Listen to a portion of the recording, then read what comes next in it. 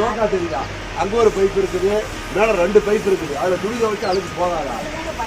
இல்ல, அந்த பிள்ளையார் கோயில்கிட்ட 2 பைப் இருக்குது எனக்கு தெரியும். அது துவைச்சு அழுக்கு போகாதா? அது ஒரு பெருமையா? சட்டத்துக்கு அடங்க மாட்டாங்க ஒரு பெருமையா? நம்ம அது ஒரு பெருமையா இருக்குது. வலிக்கிறதுனா ஒரு செகண்ட்ல நமக்கு நம்ம பேரை சொல்ல மாட்டாங்க. ஒரு நிமிஷம் போகணும், நம்ம பேரை நீக்கிடுவாங்க. உங்க பேர் என்னம்மா? பேர் என்ன? இது தனலட்சுமின்னு சொல்ல மாட்டாங்க. திரும்ப சொல்லி அங்கே இருக்குது, அங்கே உதவி செய்யும்பாங்க. அப்படிதான் நம்ம சொல்லுவாங்க. ஒரு நிமிஷம் போடும். ஒரு வருஷம் பாடி அப்படியே அடங்காம போய் 1,20,000 கண்ணாடியில தான் தூக்கிட்டு வரச்சுன்னு என்ன பண்றீங்க?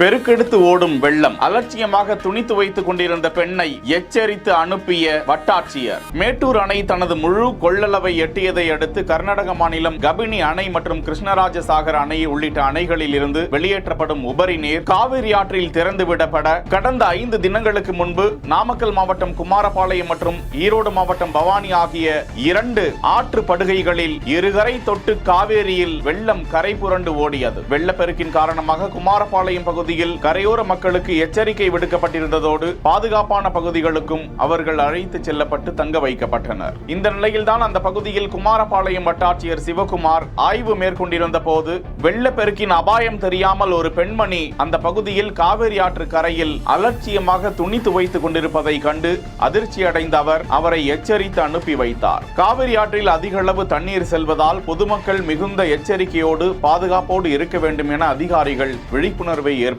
இருக்கிறார்கள். செய்திகளை வழங்குவோர் GT holidays, Jayachandran, MCR pure cotton club. இணைந்திருங்கள் பிஹைண்ட் வுட் செய்தியோடு.